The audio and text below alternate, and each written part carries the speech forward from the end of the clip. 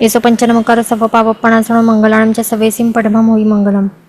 तो अरति परिश आ शुं छे? आ बधा आ संवर तत्वना आ प्रकार छे कि आपणे कर्मोने आवता रोकवानुं होय आत्मा उपर तो शुं करवानुं छे? संवर क्रियामां आपणे एनुं आदर करवो जोईए।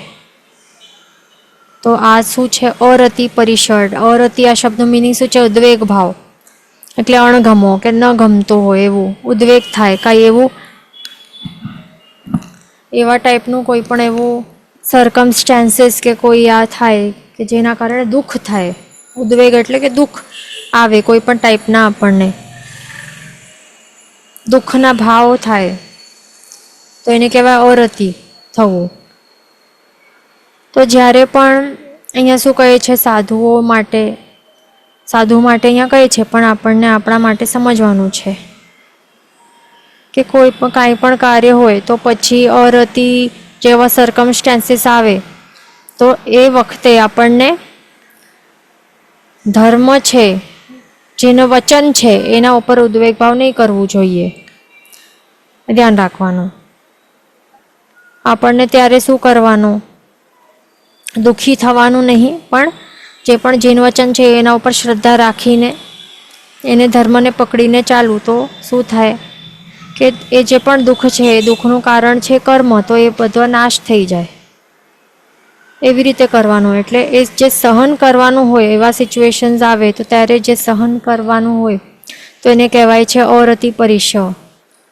साधु भगवंतो होय तो तेओ संयम जीवनमां एमने विचरता होय त्यारे विचारता विचारता एमने कोई पण एवा प्रॉब्लम्स आवता होय छे, विहार करता होय तो एमने केवा केवा टाइपना प्रॉब्लम्स फेस करवा पड़े। जो आपणे विहारमां आ गुरु भगवंतो साथे गया होईए तो आपणने ख्याल आवे એટલે પ્રેક્ટિકલી કેટલા બધા પ્રોબ્લેમ્સ આવતા હોય। તો એવા બધા જ સિચ્યુએશન્સમાં ત્યારે શું કરવાનું? જે સિદ્ધાંત છે એટલે કે જેનું વચન છે, પ્રભુએ જે પણ કહ્યું છે, जे पण धर्म बताड्या छे तो ते आपणने धर्मस्थानो भाववा एटले के जे 12 भावना होय छे के जे पण जे धर्म ध्यान छे के 12 भावना छे ते आपणने भाववी जोईए। पण आपणने धर्म प्रत्ये उद्वेग भाव नहीं करवो। धर्म प्रत्ये आपणे एक विपरीत भाव आवे ने तो एवुं टाइपनुं के दुखी थई जईए के धर्म आपणने काम पण नहीं आव्यो, धर्म उपर आपणने अणगमो थई जाए। अणगमो थवो तो ते शुं थाय? ए वखते ज ए मेन सिच्युएशन आवेली होय त्यारे ज आपणने इनफेक्ट धर्मने पकड़ीने राखवू जोईए। धर्म उपर श्रद्धा हजी वधारे आपणने स्ट्रोंग राखवी जोईए, भले त्यारे भले केवा पण सिच्युएशन्स आवे। कारण के ध्यान राखवानुं के धर्म ए शुं छे?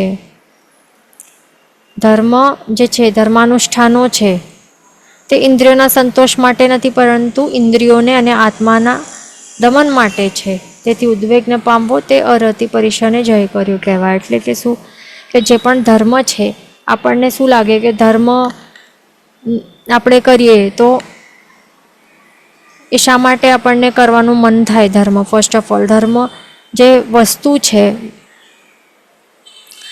एनुं आपणने डेफिनेशन आपणा मगजमां शुं छे के आपणा मगजमां एवुं ज छे ने फिट थयेलुं के धर्म करशुं तो पुण्य बंधाय अने पछी पैसा मळे। जे पण आपणा प्रॉब्लम्स छे, जे पण नहीं थता होय, जे पण डील्स छे, बिजनेस डील्स छे के कोई पण लाइफमां जे पण प्रॉब्लम्स छे ए बधा सॉल्व थई जाय। तो ए धर्म एनुं धर्म ए करे ने, धर्मनुं ए कार्य छे ने ए बधा प्रॉब्लम सॉल्व करवा माटे। આપણને સારી સારી વસ્તુઓ મળે, જે જોઈતી હોય મનગમતી વસ્તુ, જેમ કે પૈસા હોય અથવા તો કોઈ પણ એવી ચીજ વસ્તુઓ હોય, બંગલા ગાડી કે ખાવા પીવાનું ટેસ્ટી કે કંઈ પણ, તો આપણને આપણા મગજમાં એવું બેઠેલું છે કે ધર્મનું કાર્ય છે આપણને બધું મનગમતી ટેસ્ટી ને બ્યુટીફુલ ને સારી સારી કમ્ફર્ટેબલ વસ્તુ આપવાનું એ ધર્મનું કાર્ય છે। પણ એ જ આપણી મિથ્યા માન્યતા છે, એ આપણને કાઢી નાખવાની। એવા ધર્મ શું છે? એવું ધર્મ એ ધર્મ નહીં કહેવાય, પણ એ અધર્મ છે। કારણ કે સાચો જે સત ધર્મ છે, સાચો ધર્મ એ શું છે? ઇન્દ્રિયોના સંતોષ માટે નથી. તે કે આ હું ધર્મ કરીશ તો જે ઇન્દ્રિયોના મારા જે ઇન્દ્રિયો છે એના સંતોષ માટે સંતોષ થાય એવા ટાઈપની વસ્તુઓ આપણને લાગે કે ધર્મ આપે. ધર્મ કરશું તો પુણ્ય બંધાશે અને બધું મળશે, પણ એ ધ્યાન રાખવાનું કેવું હોય, એ બધું અધર્મ હોય. કારણ કે એવા ટાઈપના સંકલ્પથી કરેલું ધર્મ એ કેવા કયા ટાઈપના પુણ્યકર્મો બંધાય, પાપાનું બંધી પુણ્યકર્મો બંધાય. એટલે ધર્મ આપે છે, ઇન્દ્રિયોના સંતોષ કરાવે છે, પણ એ સાચો ધર્મ નથી. એ અધર્મ ટાઈપ છે, અધર્મ કહેવાય એ. કારણ કે મિથ્યાત્વ સહિત છે એટલા માટે અધર્મ બની જાય. કારણ કે પાપાનું બંધી પુણ્યનું બંધ કરાવે છે એટલા માટે અધર્મ કહેવાય છે. કારણ કે એ જે પણ ઇન્દ્રિયો છે એના સંતોષ માટે કરવામાં આવેલું છે, એવા સંકલ્પ સહિત કરેલું છે, એટલા માટે તે અધર્મ કહેવાય છે. પણ જે સાચો સત ધર્મ છે કે ધર્મ જે સિદ્ધાંતમાં કહેલા જે ધર્મ છે, પ્રભુએ જે કહ્યું છે, તો એ કેવું છે ધર્મ? એ ઇન્દ્રિયોને આત્માના દમન માટે છે. શું એટલે કે શું એ ધર્મ છે? શું કરાવે? એ શામાં એનું કાર્ય શું છે? જે સાચો ધર્મ છે એનું કાર્ય શું છે?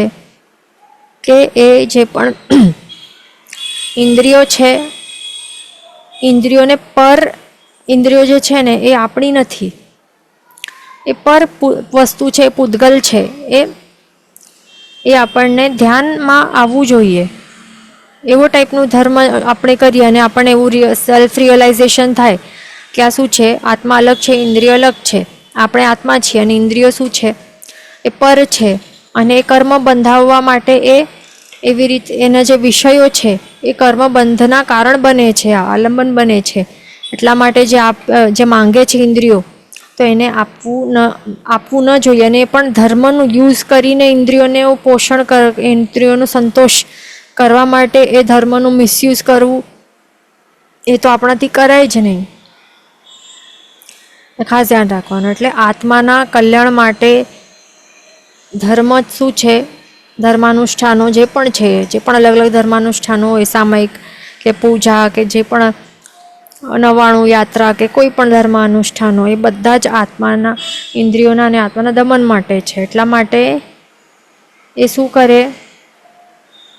બાહ્ય આપણને લાગે કે કષ્ટ થાય છે, મનગમતું બધું મળતું નથી, ઇન્દ્રિયોને સંતોષ થતું નથી, બાહ્ય એવું કષ્ટ છે, પણ સાચે આત્મા એ સ્વાભાવિક દશામાં એને રહેવા આપે છે. એટલા માટે કર્મોની નિર્જરા કરાવે છે અને મોક્ષ આપણને પ્રાપ્ત કરાવે છે. એટલા માટે એ ધ્યાન રાખવાનું કે કોઈ પણ એવા સિચ્યુએશન્સ આવે અરતિ ટાઈપના, અરતિ જે પમાડે એટલે કે અણગમો થાય, એવા દુઃખ આવતા હોય છે.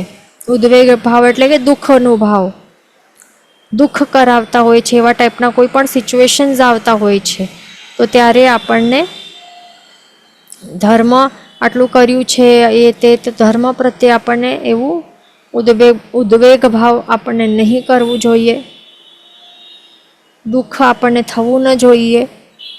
કારણ કે ધર્મ એ શું છે? ઇન્દ્રિયોના સંતોષ માટે નથી, પણ આત્માના કલ્યાણ માટે છે. એવું આપણને માઇન્ડમાં ફિટ હોય ને, તો કોઈ પણ દુઃખવાળી સિચ્યુએશનમાં આપણે ધર્મ અને પ્રભુને બ્લેમ નહીં કરીએ. ધ્યાન રાખવાનું. એ વખતે આપણને શું કરવાનું? જીન વચન પકડીને રાખવાનું, ધર્મને પકડી રાખવાનું, અને પ્રભુએ જે કહ્યું છે સમભાવે સહન કરો તો કર્મ ખપી જશે, એ કરવાનું. એવી રીતે કરશું તો એ કહેવાશે કે અરતિ પરિશનો આપણે જય કર્યો. નેક્સ્ટ છે સ્ત્રી પરિશહ. સ્ત્રી પરિશહ શું છે? સ્ત્રીઓને સંયમ માર્ગમાં વિઘ્ન કરતા જાણીને તેમને સરાગ દૃષ્ટિએ ન જોવી, તેમજ સ્ત્રીઓ પોતે વિષયાર્થે નિમંત્રણા કરે તો પણ સ્ત્રીને આધીન ન થવું, તે સ્ત્રી પરિશહનો વિજય કહેવાય. તેમજ સાધ્વીને પુરુષ પરિશહ આમાં અંતર્ગત સમજવો. એટલે સ્ત્રી પરિશહ છે એ પુરુષ માટે સમજવાનું, અને સ્ત્રીઓ માટે શું સમજવાનું? પુરુષ પરિશહ સમજવાનું. એવી રીતે ધ્યાન રાખવાનું. પણ એક્ઝામમાં તો એવી જ રીતે આપણને યાદ રાખવાનું, પણ સમજવા માટે એવી રીતે સમજી લેવાનું કે પુરુષ પરિશહ પણ એવી રીતે હોય છે. ઓકે, તો હવે એમાં શું છે કે કોઈ પણ હવે જે પણ સમજો કે કોઈ પુરુષો છે તો એમને એવી રીતે જે પણ આ સ્ત્રીઓ છે જે ઓપોઝિટ જેન્ડર છે તો એમને જોવું ન જોઈએ, પણ કેવી સરાગ દૃષ્ટિએ નહીં જોવાનું. રાગ સહિતવાળી દૃષ્ટિ હોય એટલે રાગ આવે એટલે સમજી લેવાનું કે મોહનીય કર્મ ત્યાં આવી ગયો. મોહનીય કર્મ આવી ગયો અને પછી શું થાય, રાગના દૃષ્ટિથી જોઈએ તો પછી એ જે પણ સ્ત્રી છે તો એ સંયમ માર્ગમાં એ પછી વિઘ્ન કરે છે. એવી રીતે એમનો જે પણ આત્મિક ગુણો જે પણ એમને પ્રગટાવ્યા હોય તો એ બધા પછી એના ઉપર આવરણ થઈ જાય. એટલા માટે જ્યારે પણ એવા સ્ત્રીઓ જ્યારે પણ સંયમ માર્ગમાં આપણને દેખાય, જે પુરુષોને કે એવી રીતે સમજી લેવાનું, સ્ત્રીઓને પુરુષ માટે સમજી લેવાનું. ઓકે, આપણે એક જ એક્ઝામ્પલ લઈએ છીએ. તો જ્યારે સ્ત્રીઓ એવી રીતે દેખાય કે સંયમ માર્ગમાં વિઘ્ન થઈ શકશે એવા ટાઈપનું એવી રીતે ફીલ થાય તો પછી શું કરવાનું, એટલે યાદ જ રાખવાનું હોય કે એવી રીતે જે ઓપોઝિટ જેન્ડર્સ હોય તો એ સંયમ માર્ગમાં વિઘ્ન કરાવનાર એ બની શકે છે. કારણ કે મેઇન જે 5 મહાવ્રતો છે એ લીધેલા છે સાધુઓએ, અને શ્રાવકોએ પણ 12 અણુવ્રતો 5 અણુવ્રતો લીધા હોય છે. એટલા માટે જે પણ ઓપોઝિટ જેન્ડર્સવાળા હોય તો એમને સરાગ દૃષ્ટિએ નહીં જોવાય. અને જો એવા સિચ્યુએશન્સ આવી જાય તો પછી આપણે એને ઇગ્નોર કરીએ તો પછી શું થાય કે એવા પરિસર આવ્યું સામે, એટલે સ્ત્રી પરિસર સામે આવ્યું એવું સર્કમસ્ટન્સ આવી છતાં પણ આપણે ત્યાંથી નીકળી ગયા,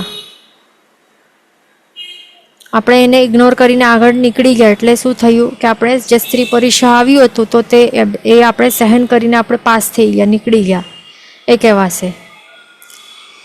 વળી સ્ત્રી કોઈ પોતાના વિષયાર્થે નિમંત્રણા કરે તો પણ તે એના આધીન નહીં થવું જોઈએ, ત્યાં જવું નહીં જોઈએ.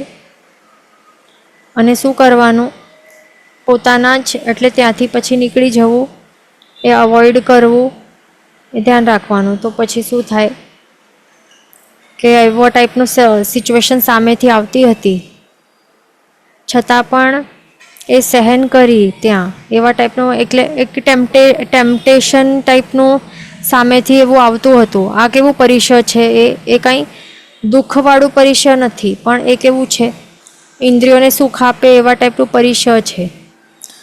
તો આવા ટાઈપનું પરિસર જે છે તો એમાં પણ આપણે સુખ માટે નહીં ભાગ્યા, પણ એને સહન કર્યું, આપણે કંટ્રોલ કરીને, આપણે અવોઇડ કરીને એ સિચ્યુએશનમાંથી બહાર નીકળી ગયા. તો કહેવાય કે આપણે સ્ત્રી પરિસરનો વિજય આપણે કર્યો છે. પછી જે ચર્યા પરિસર, ચર્યા આ શબ્દનું મિનિંગ છે કે ચાલવું ફરવું, વિહાર કરવું, એનું મિનિંગ છે. હવે ચર્યા પરિસર એટલે કે શું છે, ગુરુ ભગવંતો હોય છે તો એમને એક જ સ્થાને બહુ નહીં રહેવાય ને, બહુ વધારે કાળ સુધી. એટલા માટે એમને શું હોય છે કે હમણાં ચોમાસા હવે સ્ટાર્ટ થશે તો એ એક જ સ્થાને સ્થિર રહી જાય ને 4 મંથ્સ સુધી, ચોમાસા સુધી. અને પછી બાકીના 8 મંથ્સ હોય તો એને કહેવાય શેષકાળ. 8 મંથ્સ બાકી હોય ને, ટોટલ કેટલા હોય છે 12 મંથ્સ હોય એક વર્ષમાં. તો હવે શું હોય, એમાંથી 4 મંથ્સ તો રેની સિઝનમાં એક જ જગ્યાએ સ્થિર રહેવાનું હોય, પ્લસ બાકીના કેટલા રહ્યા 12 - 4 8 બાકી રહ્યા ને.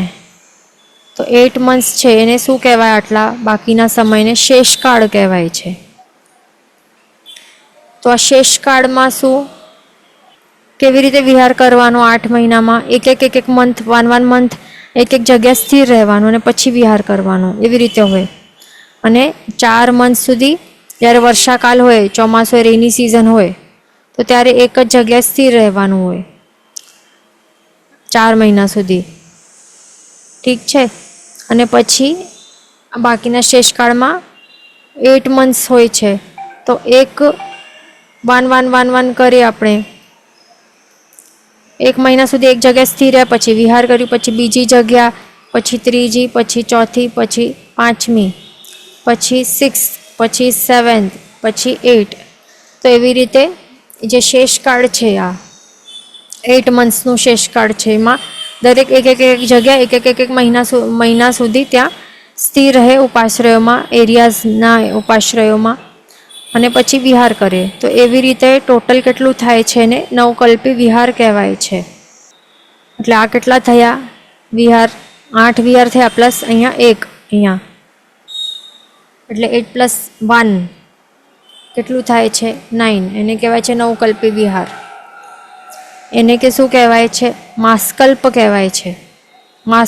માસકલ્પની મર્યાદા કહેવાય છે. તો માસકલ્પની મર્યાદા શું જણાવે છે સિદ્ધાંતમાં? કે 8 મહિનાના શેષકાળમાં 8 એવી રીતે વિહાર કરવાનું, અને પ્લસ 1 વિહાર અહીંયા વર્ષાકાળના ચોમાસામાં એક જગ્યા સ્થિર રહીને પછી વિહાર કરવાનું. તો એવી રીતે નવકલ્પી વિહાર કહેવાય છે. તો આવી રીતે જે પણ વિહાર કરવાનો હોય નવકલ્પી વિહાર, તો એમાં આળસ નહીં કરવાનું હોય.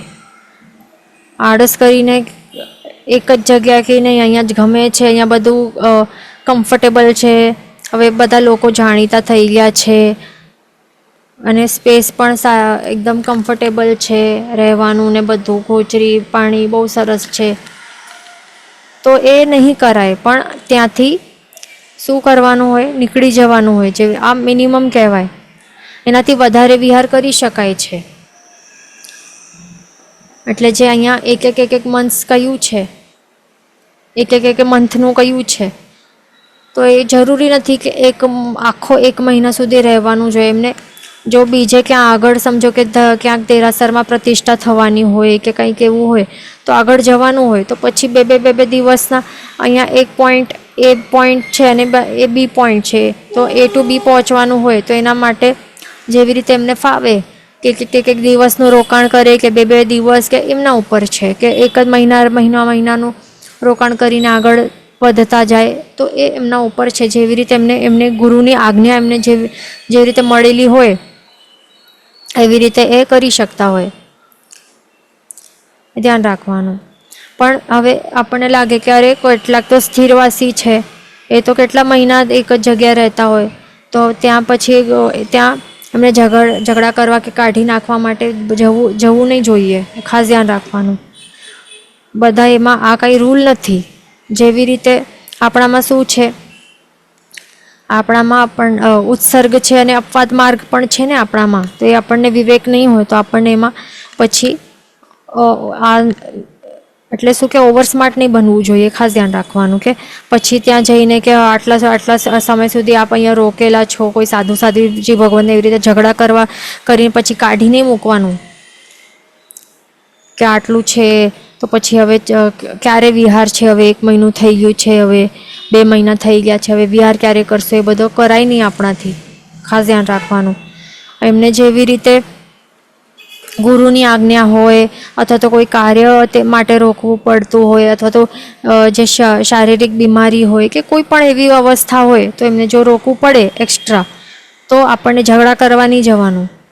ખાસ ધ્યાન રાખવાનું. આપણે કોઈને કાઢી મૂકવા એવી રીતે ઝઘડા કરશું તો કર્મ આપણને શું આપશે? એનો મલ્ટિપલ ફોલ્ડ ટાઈમ્સ વધારે આપણને એવું ફળ આપશે, અને પછી આપણા ઘરમાંથી પછી આપણને જ કોઈ કાઢી નાખશે આગળના ભવોમાં. એટલા માટે ખાસ ધ્યાન રાખવાનું. પાપ નહીં કરવાનું આપણને. મેન તો અનાદરની આશાતના અપમાન એ બધું જે સાધુ સાધ્વીજી ભગવંતો છે એમનું બિલકુલ નહીં કરવાનું આપણને.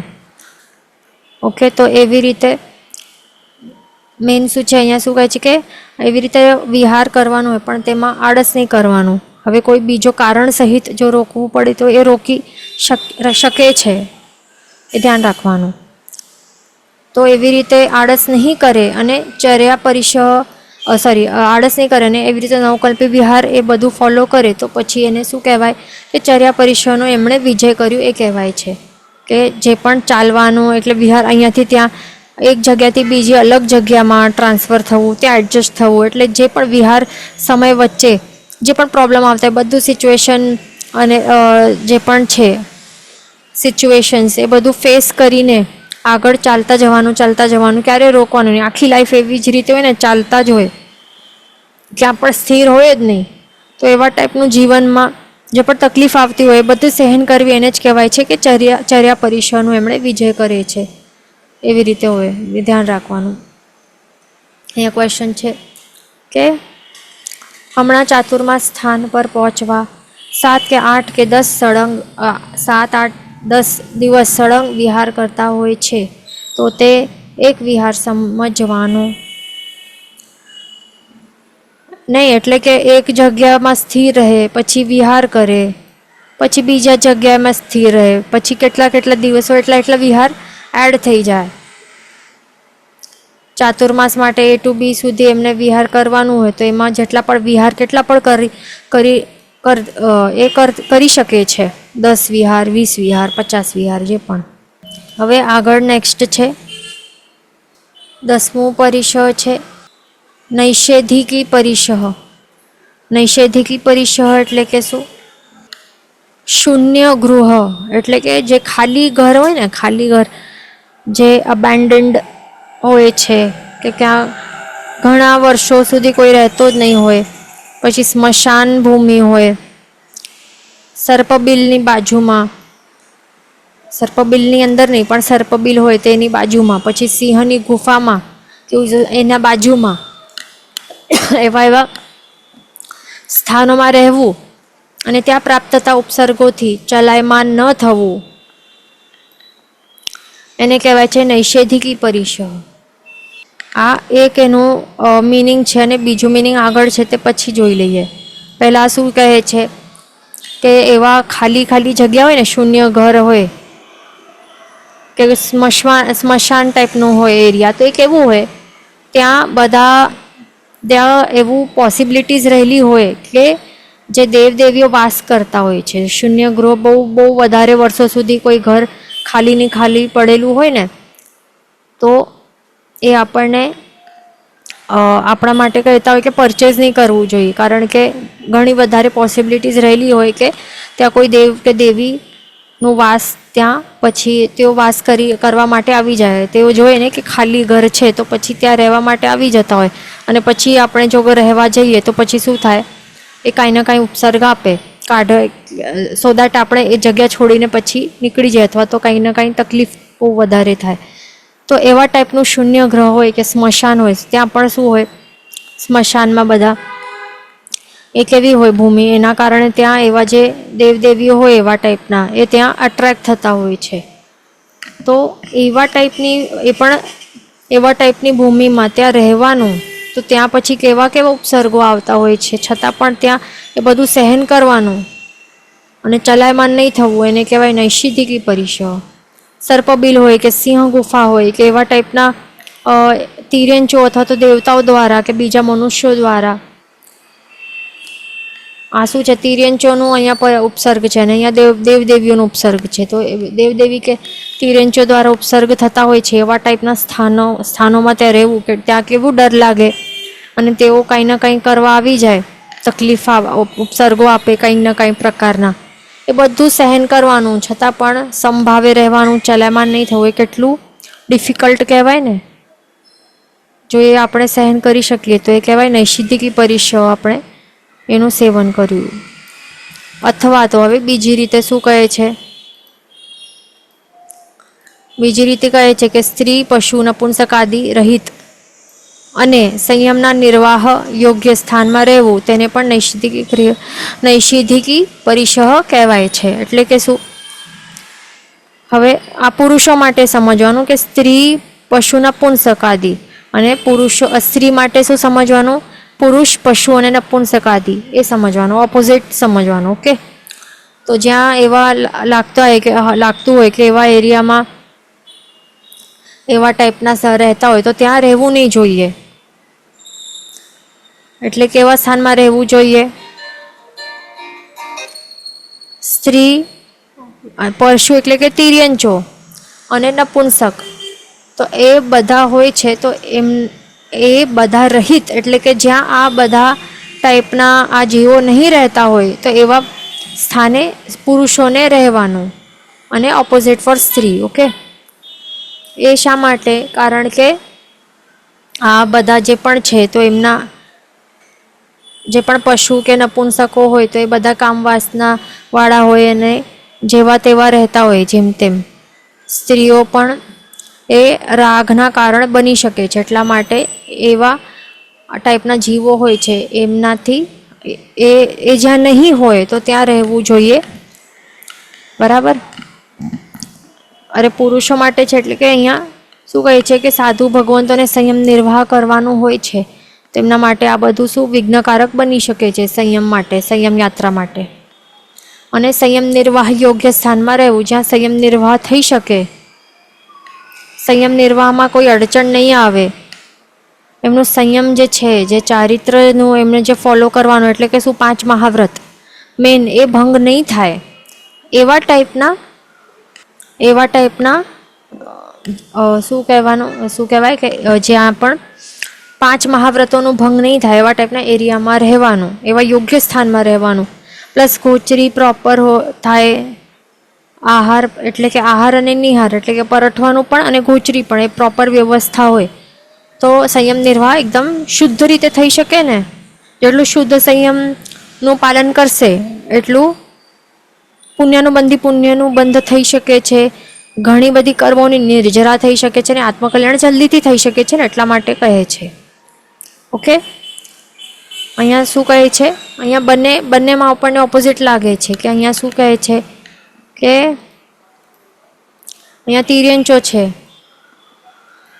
સર્પબિલ અને સિંહ હોય ત્યાં તિર્યંચો જ્યાં રહેતા હોય તો ત્યાં રહેવાનું અને ઉપસર્ગોથી આવતા હોય તો એમાં પણ ચલિત નહીં થવાનું.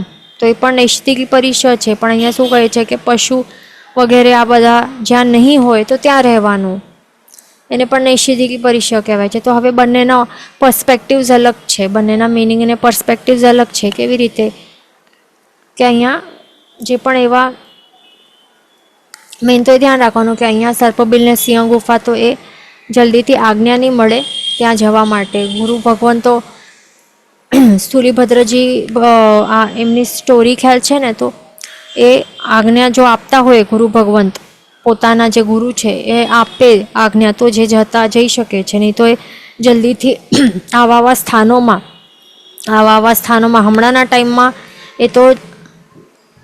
ટાઈમમાં કોઈ જતું નહીં હોય, પણ પહેલાંના ટાઈમમાં એ જ્યારે ગુરુ ભગવંતો જે જ્ઞાનવાળા એવા વિશિષ્ટ જ્ઞાનવાળા ગુરુ ભગવંતો હોય છે તો એ આજ્ઞા આપે એવા જે પ્રોપર શિષ્ય હોય એમને લાગે કે હા એમાં યોગ્યતા છે કે આ એ બધું કષ્ટ છે, એવા ટાઈપના ઉપસર્ગને સહન કરવા માટે એની શક્તિ છે એના પાસે, તો એ આજ્ઞા આપે એમને જવા માટે. નહીં તો આજ્ઞા પણ નહીં મળે, ધ્યાન રાખવાનું એવું હોય. તો એવા જે સહન કરી શકે અને એકદમ ચલાયમાન નહીં થાય એવા જે સ્ટ્રોંગ મનોબળવાળા એવા હોય કે જેમના જે ભાવો છે એ ચલાયમાન નહીં થાય, ભાવો સ્ટ્રોંગ સ્થિર રહે, તો એવા ટાઈપની યોગ્યતા જો દેખાય ગુરુ ભગવંતને એમના શિષ્યની અંદર, તો પછી એમને આજ્ઞા આપે આવી જગ્યાઓમાં જવા માટે અને ત્યાં કૌશક વગેરે કે કાંઈ પણ ચોમાસો કરવા માટે તો જ આજ્ઞા આપે, નહીં તો નહીં આપે એવું છે. અને તો એવા ટાઈપમાં જગ્યા બધા ઉપસર્ગો સહન કરે તો પછી એને કહેવાય નૈષ્ઠિક પરિષદ. અને અહીંયા બીજી રીતે શું કહેવાય છે કે આ જનરલ છે, આ વસ્તુ જનરલી એપ્લિકેબલ છે બધા જ ગુરુ ભગવંતો માટે, કે જે સાધુ ભગવંતોને એવા ટાઈપના જગ્યામાં નહીં રહેવાનું અને જે સાધ્વીજી ભગવંતો હોય તો એમને પુરુષ પશુ નપુંસક આદિ રહિત અને આ એવા ટાઈપના જગ્યામાં રહેવાનું, તો એને કહેવાય કે નૈષ્ઠિક પરિષદ. તો એવી રીતે કહેવાય છે કે આ જનરલ રૂલ છે આ. ઓકે, તો શા માટે? કારણ કે જો આ બધું હોય, સ્ત્રી પશુ નપુંસક વગેરે રહેતા હોય ને ત્યાં રહેતા હોય તો આપણા ભાવો ત્યાં શું થાય, બગડી જાય અને જલ્દીથી. કારણ કે આપણું આત્મા કેવું છે, એ નિમિત્તવાસી કહેવાય છે. કારણ કે અનાદિકાળના કુસંસ્કારો લઈને આપણે બેઠા છીએ, એટલા માટે જો સામે એવું કુનિમિત્ત મળે તો જલ્દીથી આપણે આપણા જે ગુણો છે એનું ઘાત થઈ શકે છે, આત્મિક ગુણોનું ઘાત થઈ શકે છે.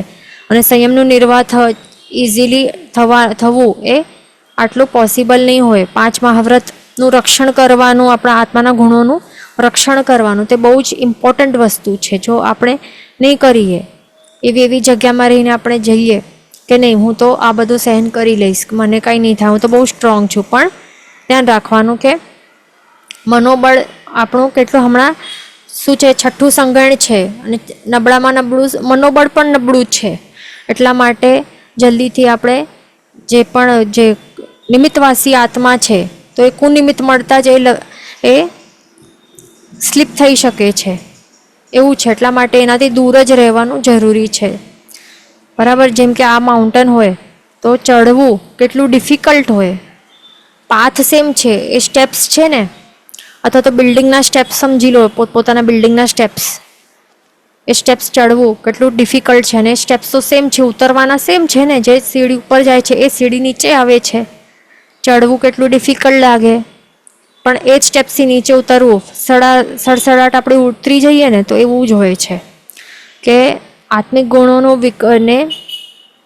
ગુણોની રક્ષણ કરવાનું, એને વધારે એનું વૃદ્ધિ કરવું એ બહુ ડિફિકલ્ટ છે. મોક્ષનો માર્ગ ઉપર ચડતા ડિફિકલ્ટી લાગે આપણને, પણ કોઈક કુનિમિત્ત મળે અને સ્લીપ થવા માટે એકદમ સડસડાટ આપણે કુનિમિત્ત મળતા જ આત્મા એ સ્લીપ થઈને પડી શકે છે તરત જ. એટલા માટે આત્મિક ગુણોનું આપણને રક્ષણ કરવું એ બહુ આપણું મેઇન મુખ્ય આ હોવું જોઈએ, આપણું મોટિવ હોવું જોઈએ. કારણ કે સંકિત જે છે એનું પણ આપણે રક્ષણ નહીં કરીએ તો આપણે ગુમાવી બેઠીએ, એનું વમન કરી શકીએ છીએ, નીચે ઉતરીને મિથ્યાત્વી બની શકીએ છીએ. એટલા માટે બહુ જ ઇમ્પોર્ટન્ટ છે આ, કે જગ્યા જોઈને રહેવાનું. આપણા માટે પણ એપ્લિકેબલ છે. એવી જગ્યા એરિયા હોય ને, ખરાબ એરિયા, એવા લોકો રહેતા હોય, એવા ટાઈપના જે પણ હોય રહેતા હોય, તો ત્યાં રહેવું નહીં જોઈએ. રહેવાનું તો ક્યાં, જ્યાં સારા લોકો, જે સાધર્મિક વધારે રહેતા હોય, સારા લોકો રહેતા હોય, તો ત્યાં જ રહેવાનું આપણને પણ. ઓકે. હવે આગળ શું છે? પાપ અથવા ગમનાગમનનો નિષેધ જેમાં છે તે નૈષેધિકી એટલે સ્થાન કહેવાય છે. આનું બીજું નામ છે નિષધ્યા પરિસહ અથવા સ્થાન પરિસહ પણ કહેવાય છે. એટલે હવે એમાં શું કહે છે? નૈષેધિકી એટલે કે શું? સ્થાન. તો એમાં શું કહે છે કે પાપ અથવા ગમનાગમનનો નિષેધ જેમાં છે, પાપ કરવાનું જ નિષેધ છે, એટલે કે એ વર્જ્ય છે, તેને નૈષેધિકી કહેવાય છે. અને ગમનાગમનનો નિષેધ છે, એટલે કે આવવા જવાનું. ગમનાગમન એટલે આવવા જવાનું નિષેધ હોય. એટલે કે જેમ આપણે અહીંયા જોયું ને, અહીંયા આવા સ્થાનોમાં ગમનાગમન કોઈ કરતો હોય, નોર્મલ પીપલ અહીંયા ગમનાગમન નહીં કરતા હોય. રોજ કોઈ આવવા જવાનું કરે, કોઈ સ્મશાન કે શૂન્ય ગ્રહ કે સર્પબિલને ત્યાં આવા ડેન્જરસ ઠેકાણોમાં નહીં કરીએ ને, તો અહીંયા ગમનાગમનનું નિષેધ છે જનરલી. અને ત્યાં એવા જગ્યાઓમાં, એવા સ્થાનોમાં જઈને આપણે ઉપસર્ગો સહન કરવા આપણે ચાલ્યા જઈએ, તો એટલા માટે એને કહેવાય એ નૈષેધિકી પરિસહ, જો આપણે સહન કરી શકીએ તો. ઓકે. અને બીજું છે પાપ કરવાનું નિષેધ જેમાં છે. તો અહીંયા કહે છે કે આ બધું પાપ કરવા માટે નિષેધ છે આવું, તો એવા સ્થાનોમાં રહેવાનું, તો એને પણ નૈષેધિકી પરિસહ સહન કર્યું કહેવાય છે. અને એના નામ શું છે? અહીંયા શું છે? નિષધ્યા પરિસહ. ધ્યાન રાખવાનું. અહીંયા શું છે? આ લેટરનું નામ છે હાફ છે, એમાં જોડાયેલું છે, ધ્યાન રાખવાનું. અને બીજું નામ છે એનું સ્થાન પરિસહ. ઓકે. હવે 11th પરિસહ છે શય્યા પરિસહ. ઊંચી નીચી ઇત્યાદિ પ્રતિકૂળ શૈયા મળવાથી ઉદ્વેગ ન કરે, તેમજ અનુકૂળ શૈયા મળવાથી હર્ષ ન કરે, તે કહેવાય છે શય્યા પરિસહ. એટલે કે શું? શૈયા એટલે કે શું? સૂવા માટે જે પથારી હોય, સંથારો હોય, ગુરુ ભગવંતો માટે સંથારો, આપણા માટે જે પણ સૂવાની જગ્યા હોય, તો એ કેવી પણ ઊંચી નીચી કેવી પણ મળતી હોય છે, પ્રતિકૂળ કે હવે જરૂરી નથી એમને એવા મળતા હોય. વિહાર કરતાં એવી પણ જગ્યાઓ હોય કે જે કેવી પ્રોપરલી એવી ટાઇલ્સવાળી જગ્યા, જરૂરી નહીં કે ટાઇલ્સવાળી જગ્યા મળે. જેવી તેવી કંઈ પણ પહેલાંના જમાનામાં થોડી ટાઇલ્સ લગાડતા હતા. ત્યાં તો મડ હાઉસીસ હતા ને, મડથી કે કેવા અલગ ટાઈપથી માટીથી બનાવતા હતા ને, તો એ કે જરૂરી ન હોય કે આખી એકદમ પ્લેન સપાટ હોય, જેવી પણ પ્રતિકૂળતાવાળી પણ શૈયા મળે તો પણ દુઃખ નહીં કરવાનું, તો અને સહન કરવાનું, સૂઈ જવાનું ત્યાં સંથારા કરીને. તો એને કહેવાય છે શૈયા પરિશહ, આપણે સહન કર્યું.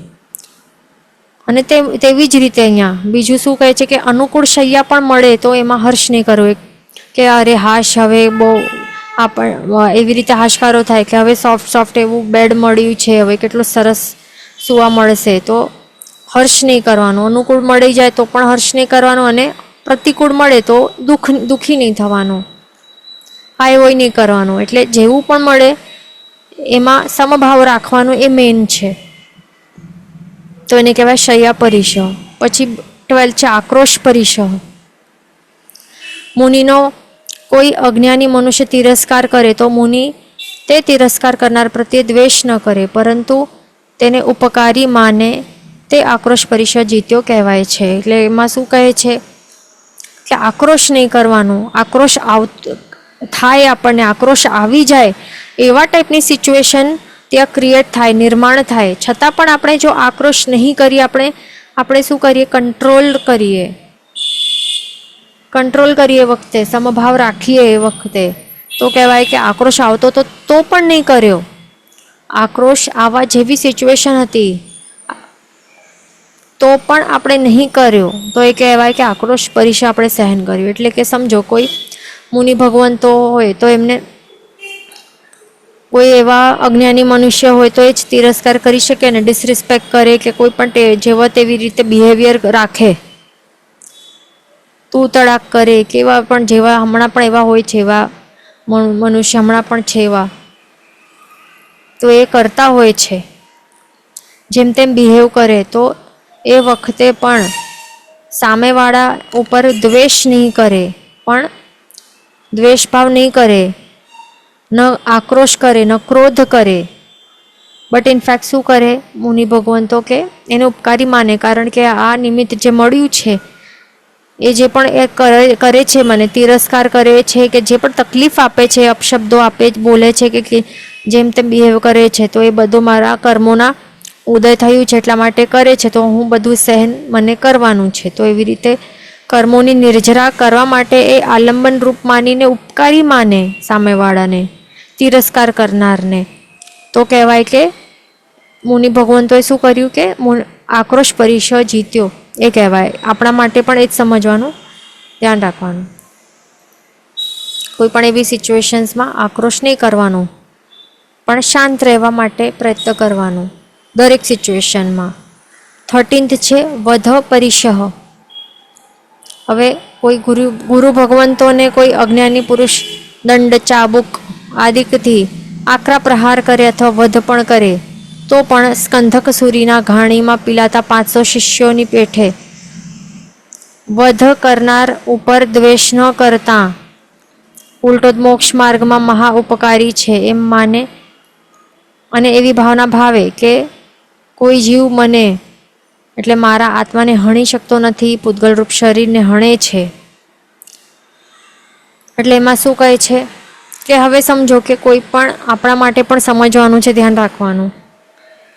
માત્ર એ સાધુજી ભગવંતોને એમણે જ કંઈ ગુનો નથી કર્યો કે સંયમ સ્વીકાર્યો છે તો એમને જ બધું સહન કરવાનું, આ બધા પરિશહ સહન કરવાના, ધ્યાન રાખવાનું. આપણને પણ જો મોક્ષ જોઈતો હોય તો આપણને સહન શક્તિ વધારવી પડશે, સહન કરવાની આદત રાખવી પડશે, ધ્યાન રાખવાનું. પરિશહ સહન નહીં કરશું તો કંઈ થવાનું નથી, બધું સહન કરવું પડશે આપણને પણ.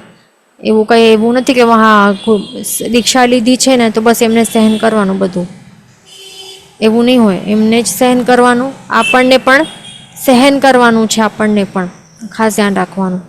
હવે સમજો કોઈ એવા અજ્ઞાની પુરુષો હોય, કોઈ પણ એવી વસ્તુથી એવી રીતે કંઈ દંડા હોય કે ચાબુક હોય, એવા કોઈ પણ વસ્તુથી એવા પ્રહાર કરે,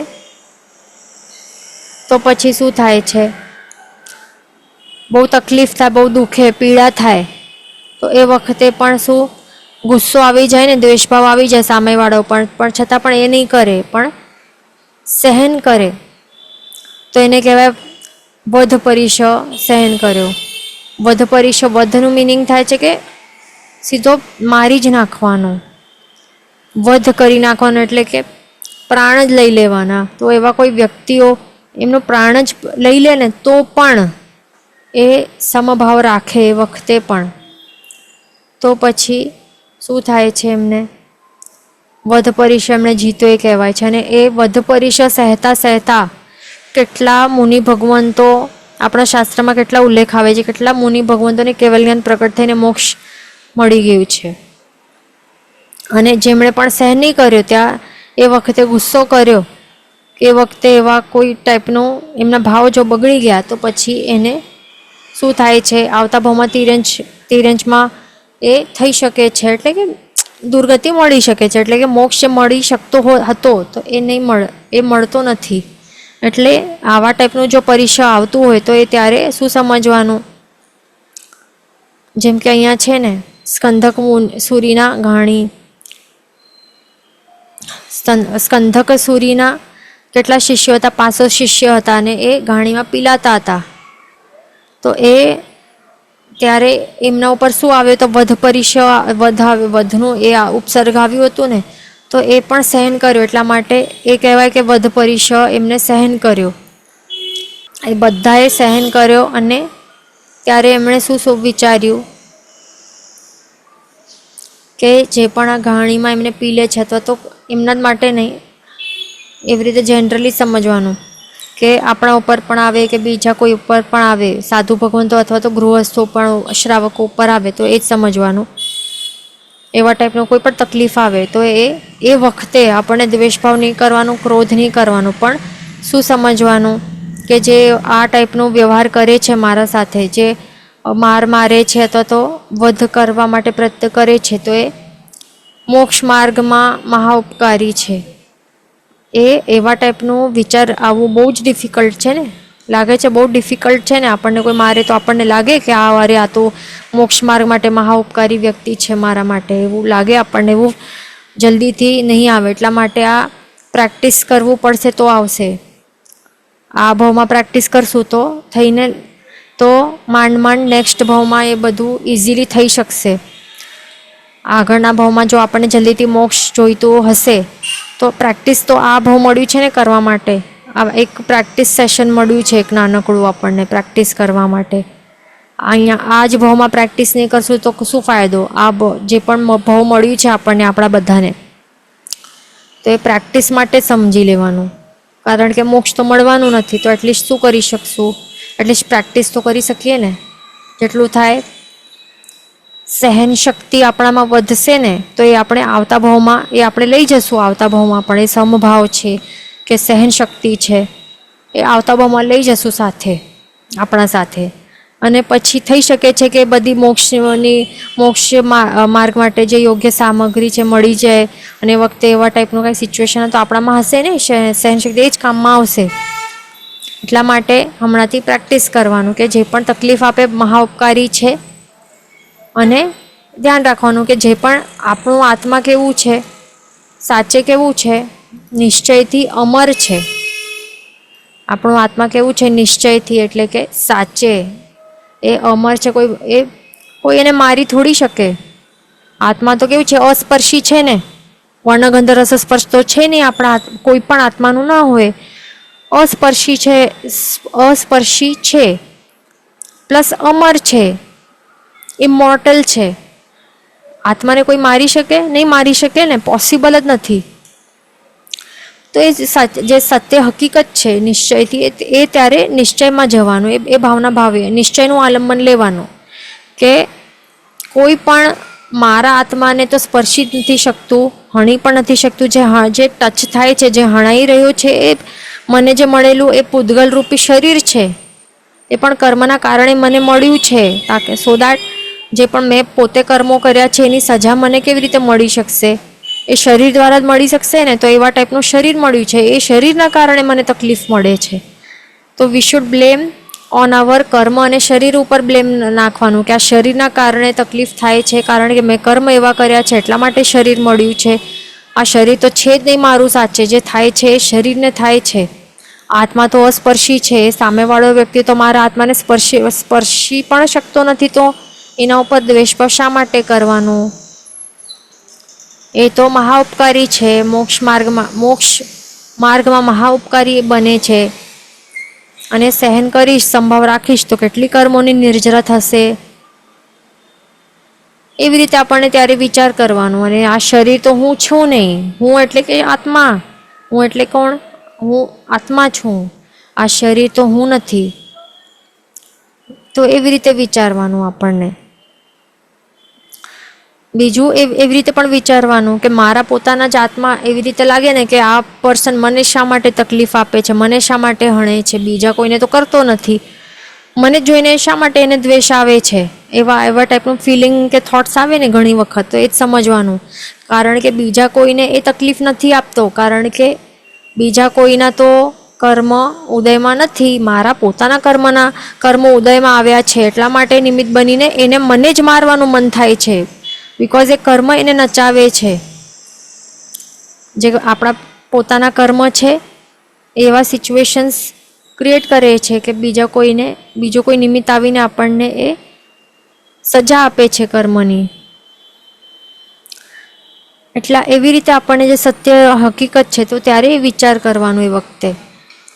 તો એવા ટાઈપની ભાવના આપણે કરીએ ને કે શુભ ભાવના કહેવાય. જો શુભ ભાવના ભાવીએ વખતે તો કહેવાય કે આપણે વધ પરિષદ જીત્યો એ કહેવાશે. ધ્યાન રાખવાનું. નેક્સ્ટ ક્લાસમાં કન્ટિન્યુ કરશું. જીન વચન વિરુદ્ધ બોલાયું તો મિચ્છામિ દુક્કડમ સર્વમંગલ માંગલ્યમ સર્વકલ્યાણકારણમ પ્રધાનમ સર્વધર્માણામ જયતિ શાસનમ. પ્રણામ.